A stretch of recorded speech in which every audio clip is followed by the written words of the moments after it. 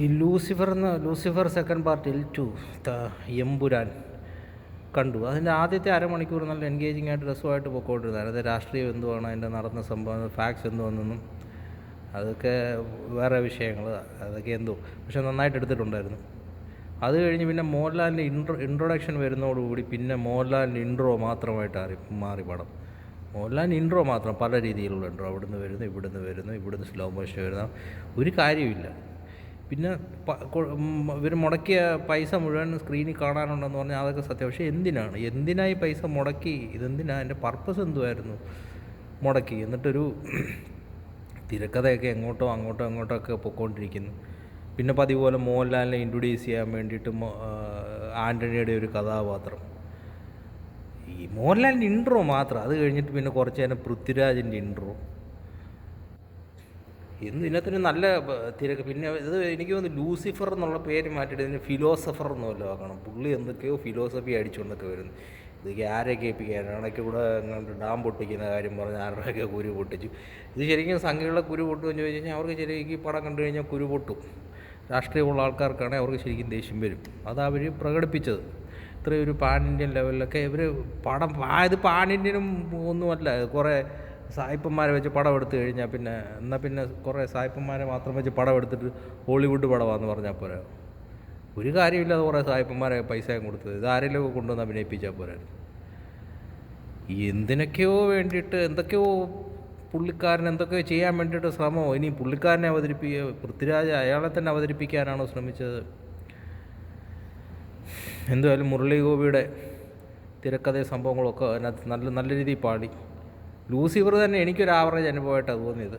ആവറേജിന് മേളിലുള്ള അനുഭവമായിട്ട്. അപ്പോൾ പിന്നെ ഇതിൻ്റെ കാര്യം പിന്നെ പ്രത്യേകിച്ച് പറയേണ്ട കാര്യമൊന്നുമില്ല. പക്ഷേ ആദ്യത്തെ അരമണിക്കൂർ നന്നായിട്ടെടുത്തു. ഒരു പ്രതീക്ഷയുണ്ടായിരുന്നു, ഇമോഷണലി കണക്റ്റായി. അതിനുശേഷം പടം വളരെ മോശമായി. മോഹൻലാൽ സീനി വന്നതോടുകൂടി വളരെ മോശമായി. ഇവർ പറഞ്ഞ മോഹൻലാലിൻ്റെ രംഗങ്ങളൊക്കെ കുറവാണ്.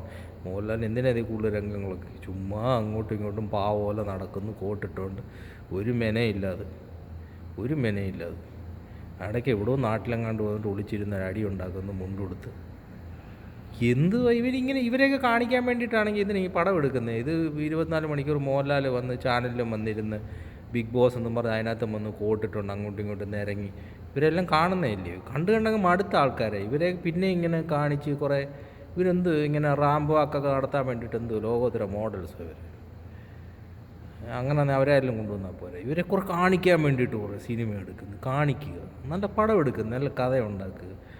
അതിന് വേണ്ടിയിട്ട് പൈസ ചിലവാക്കുക, ഡിമാൻഡ് ചെയ്തിട്ടുണ്ടെങ്കിൽ പൈസ ചിലവാക്കുക. ഇത് ചുമ്മാ പൈസ ചിലവാക്കിയെന്ന് കാണിക്കാനും ചുമ്മാ അവരെ എന്തെങ്കിലുമൊക്കെ എഴുതി പിടിപ്പിച്ചിട്ട് അതും വെച്ച് പടമാണ് ഞങ്ങൾ ഭയങ്കര പാൻ ഇന്ത്യൻ ലെവലാണ്, ബോളിവുഡിൽ നിന്ന് ഇവൻ വന്നു. എന്ത് കാര്യത്തിനാണ് അറിയത്തില്ല. ഓക്കെ, അവരെന്തായാലും അവരുടെ മിടുക്ക് കാണിച്ചു. പൃഥ്വിരാജ് എന്ന് പറഞ്ഞ ബിസിനസ്സുകാരൻ അതിൻ്റെ പൈസയൊക്കെ പിടിച്ചു. അറിയത്തില്ല, പിടിച്ചാലും പിടിച്ചില്ലെങ്കിലും അവർക്ക് കൊള്ളാം. നമുക്കൊരു കാര്യമില്ല. ഒരു നല്ല പടം കണ്ട അനുഭവം ഏതായാലും ഉണ്ടായില്ല. ഇതിൻ്റെ അടുത്ത പാർട്ടിന് വേണ്ടി വെയിറ്റിങ്ങും അല്ല. എന്നാൽ ഇതുപോലെ രസമാണ്. ഇതുപോലെയൊക്കെ സംഭവങ്ങളൊക്കെ നമുക്ക് കണ്ടിട്ട് നമുക്കൊരു സമയം പോക്ക്, അത്രേ ഉള്ളൂ. ഇതുപോലെ കുറേ വിവാദങ്ങളൊക്കെ കാണാം. നമുക്കിതൊക്കെ ഒരു രസമല്ലേ, അത്രേ ഉള്ളൂ.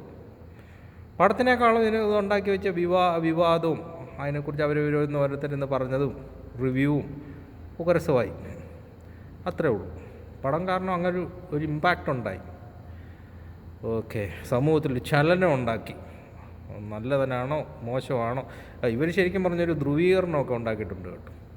അത് ചുമ്മാ ഇരുന്ന ചില ഈ മുറിവാണ് ഓൾറെഡി ഇങ്ങനെയുള്ള ഈ കലാപങ്ങളും പ്രശ്നങ്ങളൊക്കെ ഒരു മുറിവാണല്ലോ. ആ മുറിവ് ഇങ്ങനെ ഒന്ന് കരിഞ്ഞിങ്ങനെ വന്നിരുന്നപ്പോൾ അതേ വീണ്ടും കൊണ്ടുവന്ന് കുത്തി അത് വീണ്ടും വ്രണമാക്കി മാറ്റി. അങ്ങനൊരു കാര്യം പൃഥ്വിരാജും മുരളി ഗോപിയും ചേർന്ന് ചെയ്തിട്ടുണ്ട്. മോഹൻലാൽ ഇതിനകത്തൊന്നും പ്രത്യേകിച്ച് റോളില്ലെന്ന്. ചുമ്മാ അയാൾക്ക് ഗുജറാത്തി ആണെന്ന് എന്ത് തോന്നുമല്ലോ അറിയാതെ എനിക്ക് തോന്നുന്നില്ല. ചുമ്മാ ഒരു കാര്യമില്ല.